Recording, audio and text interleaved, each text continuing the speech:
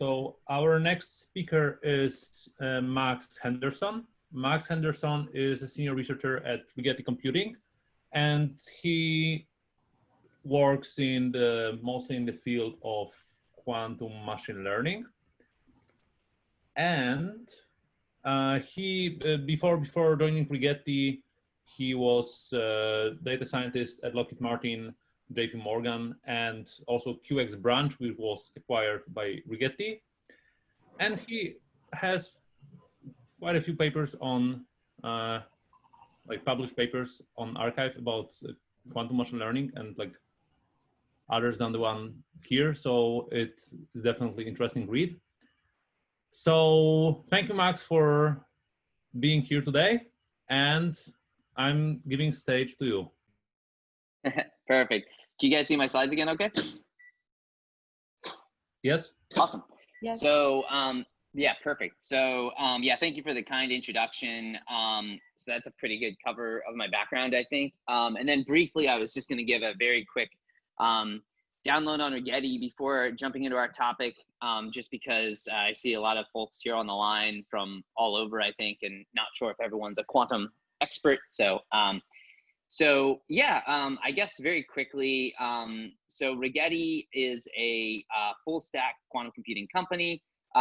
We see ourselves as trying to address both hardware and software problems, and believe that quantum provides a potential massive leap for lots of hard problems within computing. This is a bit of a slide just to show the scale of sort of the size of different classical compute resources that you would need to hold kind of the amount of total phase space available to different sized qubit systems, which grow exponentially as we'll talk about. But all this to say is that, you know, probably not super new for a lot of folks on this call, but that quantum has quite interesting computational power possibilities. And here on the right, you can see an example of our little Rigetti hardware chip, which is sits on this little gold disc. It's only about 2 inches inside and sits inside a cryogenic fridge. We know that particularly in the US right now, quantum has been seen as quite an important strategic technology. We have a new large quantum initiative that's going to be putting a lot of money into funding really important research in this space. And so, you know, I think that's a big motivation as well for people to find interest in this technology right now. Also, very quickly, the last 2 slides just on Rigetti. Here's a quick picture of our fabrication lab, which is based out of Fremont, California. Some people here in the lab doing various tests and helping with the fabrication process. And ultimately, these then end up in our compute center in Berkeley, California. And here you can see, again, some of the fridges that I showed earlier hanging in the racks. Some of these, again, are live right now attached to our quantum computing systems that you can access with the right credentials and via the cloud and AWS. So, okay, then keeping things moving along, because I'm sure people have some hard stops, so I'll try to be conscious of time here. So the problem that we were addressing in this particular research was one of satellite imagery. So it's been a case that we've been recording satellite images for quite a long time. These satellite images have been collected from obviously satellites, and previously they were very high fidelity images collected, and so were very expensive and just not as easy to come by. So fewer of them were taken, and the resolution was very, very high, but they were expensive as the trade-off. Lately, there's been kind of an explosion of medium resolution imagery. So capturing lots of low to medium quality satellite images at a much cheaper cost, essentially. So you're getting lots more data and it's a lot cheaper, but the downside is that the quality is a little less. And still people are using this kind of information for quite a lot of interesting applications, such as detecting ships or even urban planning. An example here of how you can make these low resolution images a bit more useful is using different types of machine learning algorithms. One particular approach you can do is for upsampling or doing super resolution. So basically taking a low resolution input like here on the left and transforming it through a series of operations into a higher resolution output, which you can see on the right. The goal again here being is, well, how can we best utilize these types, these like low to medium resolution satellite images for really compelling and interesting use cases. And again, machine learning provides quite a lot of models which are useful for these kinds of purposes. And within these models, often we have things like features, of which CNNs are quite popular examples. So I'll walk through that briefly here. Probably the most widely renowned image data set that people are used to operating on is the MNIST data set, which is formed from thousands of handwritten images of the digits 0 through 9, which were received from zip codes from mail. The goal here for like an image recognition task would be, could you look at different hand-drawn images and properly classify them into their truth labels? Let's dive just into the row of 2s here to see how this looks if we were to look at the just raw pixel data. So if we were to look at 2 images of the number 2, as a human, I think you'd be able to recognize, assuming there's only humans on this call, and I can't verify that completely, but I'll make the assumption. If we're only looking at these 2 images of the number 2, probably any human looking at this could easily tell that they were looking at the number 2. But if you were trying to build a machine learning model directly on pixel information to make this prediction, it can be a bit tricky to do that. Why is that? Well, individual pixels actually provide pretty weak correlations to target outputs. You can see here that all I've done really is I've overlaid these 2 images of the number 2 on top of each other. And if you kind of look at this overlay in the middle, you can interpret this a little bit like, well, the really dark regions are areas where both of the images had black pixels more or less lying on top of each other. So you can see that there's some of these black pixels overlapping each other near the center of this image and up at the top. But then because there's quite different ways one can draw the number 2, there's actually a really sort of a misalignment with a lot of the other pixel values. So if you had a very naive type of machine learning model that was building using these pixel values directly, the correlation structure is going to be a bit weaker. So obviously this is then where we'd start thinking about, well, what are the common features that would be in our data that sort of regardless of the individual pixels, you would expect to be common across a particular object class. So here you can see an example looking at the rows of 0s and 1s, even though these 1s are drawn at quite different angles and possibly slightly different lengths, and the 0s again are kind of like a messy series of wideness and angle again. If you had different feature detectors, which could detect, let's say, lines at different angles or different types of oval circular shapes, there would probably be a pretty good chance that you could still identify all these correctly as 1s and 0s. CNNs or convolutional neural networks are quite great at this, and the way they're used for, the way they essentially are trained to do this feature extraction is that they start with, again, pixel level information, like you can see here in this input layer of this neural network here on the right. And at each sort of new layer in the neural network, you're trying to learn more complex, abstract, higher order features of your data. So eventually you have an output layer that receives activation from high order features that are quite predictive of, again, particular target label classes. These are just some examples of the types of features you would learn in one of these deep neural networks, where in the earlier layers, you're learning simpler things like line features at different angles or color gradients. And then as you go up the neural network stack, the types of features which produce strong activations in different neurons in these higher order layers are more and more complex until they're responding very strongly to, almost like subsections of input images. How the actual convolutional transformations work in a nutshell. So here again is a kind of pictorial representation of what's happening in a CNN. So we basically are taking an n by n block, and we're sweeping it across our entire input image. So you can see here that a single convolutional filter, which is shown here as this yellow box, is going to be swept across this image of this little mouse. And the feature that this particular filter detects is this curved shape here. So you can see here, if we represent this little shape in terms of pixel values, the ones that are black are these larger number 30s, and all the white space is zeros. So this is kind of just the matrix representation of pixel values of this feature that we're looking for. And if we sweep this particular feature detector on this part of the mouse, you see that this part of the mouse is pretty close to this kind of a shape, right?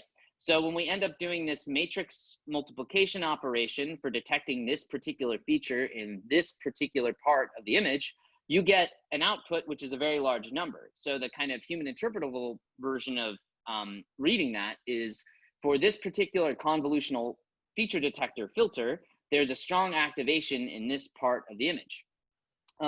If we looked for the same filter, but in a different part of the image, close to these ears, there's no real presence of this type of feature here, so there is no activation. So overall, as you sweep across this entire input image, you generate kind of a feature map of sorts, where it's the strength of different feature extractors in different parts of the image. So finally, just wrapping up again, kind of the use case for satellite imagery and the fact that a lot of these revolve on, rely on things like convolutional neural networks. What we'd like to do is basically just improve these neural networks, try to design stronger features, try to reduce training times. And we think that using quantum could be an interesting approach for doing novel feature extraction in this type of a stack. So this was kind of our first paper in this space for doing QNNs, where we basically tried to make a quantum version of a convolutional layer, which we called a quanvolutional or quantum convolutional layer, which is my favorite clumsy portmanteau, and I say that every time I give this talk, so I'm going to continue doing that. Basically the idea here is that, just like I showed you before, that how a convolutional filter transforms subsamples of images, we're basically doing the same thing here, except now we're replacing our classical filters with quantum versions of those filters. So we are looking at a very tiny example here, where we're looking at 2 by 2 blocks of input, image pixel data, let's say. And the approach here we did was we encoded each of these pixel values into the initialized state of a qubit. And then this qubit would be processed with a random quantum circuit. In this sense, the random quantum circuit's providing a transformation that we can think of as a feature extraction. And finally, after transforming the input image, or the input sub-image rather, because we're not processing the whole input image at once, just these subsamples as we sweep across, we get some decoded scalar output.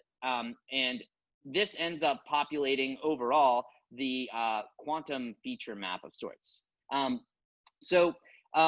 Basically, again, all this to say is that our quantum approach here tries to leverage quantum circuits as feature extractors, with the ansatz that we know that quantum circuit transformations can do some things exponentially more efficiently than classical resources could. So we could get a form of quantum, so I suppose a weak argument here for quantum advantage in a QML application, if you could find a subsample of quantum circuit transformations that provided useful machine learning features and were simultaneously hard to simulate classically. So that would be sort of like a version of a quantum advantage type argument with this sort of experimental framework. And the big advantage here too with our QNNs, our convolutional neural networks, is that they also work quite well on near-term devices, as you don't have to worry about quantum random access memory, or QRAM, because you're not having to load a whole data set or even a whole image into the quantum circuits at any one time. You're only processing sort of on the fly these subsamples of image data. So they can still process much larger image data sets than you could embed easily directly onto these devices. So quickly, just showing the main results of this first paper that was published in Quantum Machine Intelligence. What we saw was that here on the x-axis, we trained sort of classical convolutional neural networks against a QNN or neural network, and we wanted to say what would a test set accuracy be on the data set as a function of training iterations. And kind of our vanilla classical convolutional neural network we were comparing against is here in blue. And what we saw was our quantum version in red actually converged to a higher accuracy and much faster than the classical comparison, but that it didn't beat another sufficiently powerful, sort of ignore the name random, but basically we also compared it to a slightly more powerful classical convolutional neural network with a similar extra layer of feature extractors, and then it kind of converged on the same results. So kind of what we got out of this was that the features generated by these convolutional layers were useful for this modeling problem, but that if you compared it against sort of similar classical resources, it wasn't yet showing a clear advantage. So that was kind of some of our main results from this first paper. Then we wanted to extend this by addressing a more interesting data set, which now is this satellite image data set called DeepSat, which has thousands of pixel images from basically taking large satellite images and chopping them up into patches. Now, this is a little bit more complicated than our previous problem with MNIST, because instead of grayscale images, now they have 4 color channels. So red, green, blue, and then a near infrared color channel as well. And we wanted to basically see, could we apply the same framework to more complex image data and again, see if there's some kind of utility in this approach. And what we saw was using just a subsample, because the whole training data set's rather large and could be slow. We just built models on a smaller chunk of the overall data set, and we again compared a classical CNN with our quantum version. And what we saw here was actually now that the quantum neural network didn't perform quite as well as the classical neural network did. This is likely due to the fact that we were dealing with very small image transformations in our quantum convolutional filters, where we were kind of only able to process 1 color channel at a time and still using 3 by 3 blocks of pixels. So using like a 9-qubit filter transformation, it probably just wasn't a big enough window for addressing this particular data set. I should also note that there are 4 different types of images in this data set. So even though both of these are only getting about like 58% and roughly 70% accuracy, if they were just randomly guessing, it would be 25% accuracy, since there are 4 different classification labels. So again, what we saw from this is the quantum neural network was extracting something meaningful, but due to a bunch of reasons, such as having filters that were too small for this data and not able to go across all color channels at once, the performance didn't seem to scale as well as the classical convolutional neural network in this case. So again, there's a bunch of things we thought about looking into for improving this, and that involved improving basically the way that we encoded and decoded information in and out of our quantum circuits, testing different kinds of quantum circuits instead of using random quantum circuits for feature transformations, and also leveraging larger circuits. So instead of processing just these small windows, we could do much larger chunks. And good news, that's basically what we did in our new paper, is that we did all of these improvements. So first off, and I'll try to make sure I'm conscious of time here. The first thing we looked at improving is how we were encoding our classical data into our quantum feature extractors. So our original paper used something which is called basis state encoding, where basically each of the pixels that we were trying to encode onto our qubits, we had to apply a threshold, and it basically changed the initial state of each of those qubits to be either in the 0 or the 1 state. But obviously you can see you lose a lot of classical information when you're taking this kind of harsh basis state encoding protocol. Instead, what a lot of other people have looked into is doing different kinds of parameterized encodings, where the classical pixel values are actually encoded into quantum gate rotations. So you can see here a tiny snippet of something I drew on my whiteboard just to visualize how this encoding protocol was used. But we basically took each of these pixel values, and they became a parameterized encoding for a angular rotation within a quantum circuit ansatz that had different single qubit gates. So we didn't, these only parameterize the single qubit gates, not the 2 qubit gates like in this circuit here. So we believe this is better because it preserves more of the classical information, and it should therefore lead to higher accuracy or better features as we're processing them. Next, we decided to expand our types of circuits that we wanted to look at for doing feature extraction instead of just doing random quantum circuits. One of the reasons for this is that we know that random quantum circuits, if they're sufficiently deep, all approach kind of the Haar matrix, and so they might end up also producing features that are quite similar. So instead of just using purely random quantum circuits, we started thinking about using QAOA circuit ansatzes. Probably most of us are familiar with QAOA, the famous algorithm for doing quantum optimization on circuit-based quantum computing models like you see here. And we basically used different max cut QAOA circuits as our feature extractors. Probably for sake of time, I'm going to skip over this a little bit. But basically, it's a similar, some of the similar things that we were talking about in the last talk, where using trotterization, you can basically do a form of like an kind of take inspiration from adiabatic evolution for doing this trotterized QAOA algorithm where you're evolving a mixer in cost Hamiltonian and ultimately getting quantum circuits that take this form. So you start with an initial state and then you evolve it using a series of mixer and cost Hamiltonians depending on the depth of your QAOA algorithm.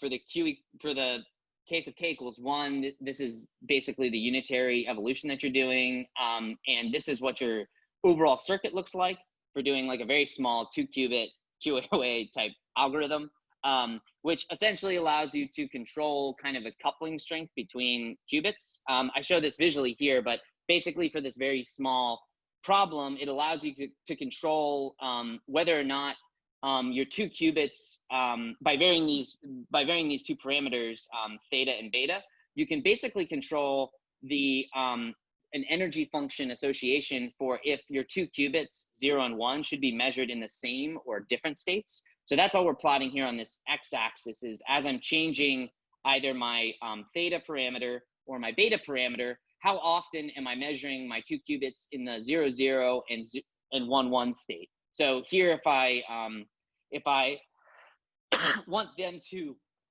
be like maximally entangled, so they're always in the same state, there are different, there's a particular beta and theta value where I can make that happen on a perfect quantum computer. And I can also make them anti-correlated with a different set of classical parameters. So this sort of, again, is like just showing that this is kind of how the QAOA model lets you control these 2 qubit interactions in a way that probably makes sense to people that work with Ising models. And we also validated that this worked on our hardware pretty well as well. So this is the same experiment, but just ran on our 4-qubit hardware. So finally, the last big change we made, I guess, and this also changed how we did our decoding, where instead of our previous decoding protocol, which kind of relied on knowing all of the probability amplitudes of our 9-qubit system, now we just took the best solutions for the QAOA problem in question that we were solving as the feature. So moreover, you could interpret the feature extraction as taking classical pixel values from our input satellite images as the variational parameters to solve a QAOA problem. And the quality of the solution is the extracted feature. Finally, the last big thing we did, which was neat, is that turns out simulating large quantum systems for doing larger tensor operations can be quite slow classically. So to simulate a single 25-qubit system can take something like 2 minutes. So instead of simulating them, we now switched and actually did all of these experiments, ran on our hardware. So all the results I'll show here in this next section were actually by running directly on our 25-qubit Aspen chip. And generating samples using real quantum hardware is actually very, very fast, which is one of the reasons it's quite promising. Obviously, we're not accounting for all of the noise models and errors in this research, and there's some reason to believe that the QNN method overall has some resiliency towards error. But this allowed us to operate on much larger tensor blocks, so we were able to take in 5 by 5 by 4 tensor blocks. So now you can think of a 5 by 5 shape that's 4 color channels deep. And this is not really important. So finally, again, these are kind of all the improvements we did. We used 5 different quantum filter transformations in our convolutional layer, and again, wanted to compare to a classical solution. So here's basically just showing the kind of improvement we got from using our QNN updates. So on the left, again, is the plot I showed you previously, and the dotted orange line on the bottom is the final test set accuracy for the first QNN protocol on this satellite image recognition problem. And on the right, this dark orange line is the results using our improvements, which you can see a substantial increase in accuracy through the training process. So again, it's really just falling within within a variance of what the classical algorithm was able to achieve as well. But we see, again, this is sort of an iterative process for basically at each of these QNN iterations, we want to hone in on what didn't work well and make improvements. And it's heartening to see that these changes did seem to lead to performance benefits. So we're already actually quite underway with some QNN 3.0 improvements as well that we believe are going to really push this considerably past what it can do now by using some things like quantum tomography to cut down on the number of direct measurements to the quantum systems that we have to do, and better improvements to some of the classical code. But more or less, this is the research, and we also have a paper on this in the archive. Anyone that's interested in kind of reading some more details of the experiment. Yeah, thank you for your time, and more than happy to take questions. Thank you very much.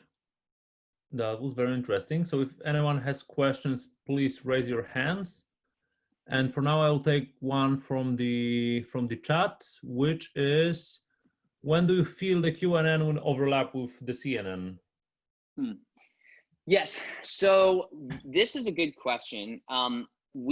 So I think that a lot of answering that question is continuing the improvement here of how we're doing classical encodings, the particular circuit ansatzes that are better aligned for the data sets you're trying to analyze, and dealing with noise.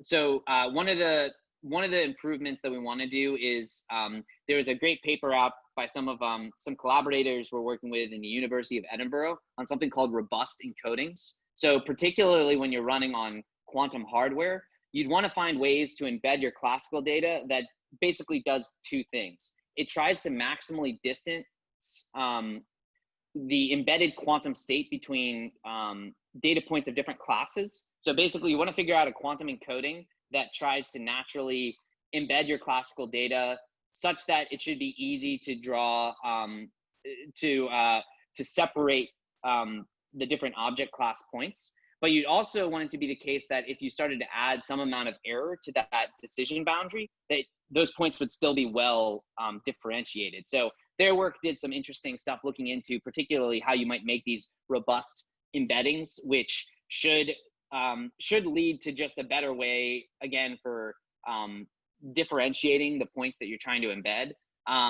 And again, on top of that, I think that to truly see a benefit using the QNN protocols, there's going to be a need to do more, I think, research on the specific ansatz that we're using for doing the transformations. Like, there's a good paper by some folks at Rigetti before I joined called Quantum Kitchen Sinks, where they were using a similar method as what we showed here in the QNN framework. And they basically had a great example where it was two different 2-qubit circuits, and they were very similar. Like, they basically just changed a single layer of 1-qubit gates, and one of them led to basically pointless features. So if you built like a model on top of these features generated from this quantum circuit, you got like a 50% accuracy on a binary classification problem, where the other one led to something like 99.9% accuracy. So like there's a lot of subtleties in the actual circuits. And I think, we've done some investigation into like random circuits, which seem to have some capability, but probably some limitations too. The QAOA ansatzes we know should be classically hard to simulate at scale, and might be interesting, but we think this is a pretty big open question that needs better addressing as well. Great. So I have another question, because perhaps you mentioned that I might have missed this, but like, what was the motivation behind trying QAOA answers in particular? Was it like, something specific, or you just wanted to try something else than random circuits and decided to go with QAOA? Yes, that's a good question. So I think I completely missed saying the rationale there. So part of it was that, yes, we did want to just try something different than random. The reason I like this is that you could generate underlying max cut graphs with very different edge weights. So the types of parameters that should lead to good solutions to those graphs should be different. So I think that was one of the, so basically having like a good knob for making sure that your features were sufficiently different, because that was one of the worries that we had with these random quantum circuit transformations. And I showed it briefly on that slide, but very quickly they start to saturate. Like you get a pretty fast diminishing return for adding more and more random quantum feature transformations. And so we were trying to avoid that problem. The other was that we already had some pretty efficient code for doing parametric compilation for QAOA circuits on Rigetti hardware. So basically just a way of very quickly generating lots and lots of results on graphs that fit natively onto the hardware. So it was also a bit of like a practical choice, yes.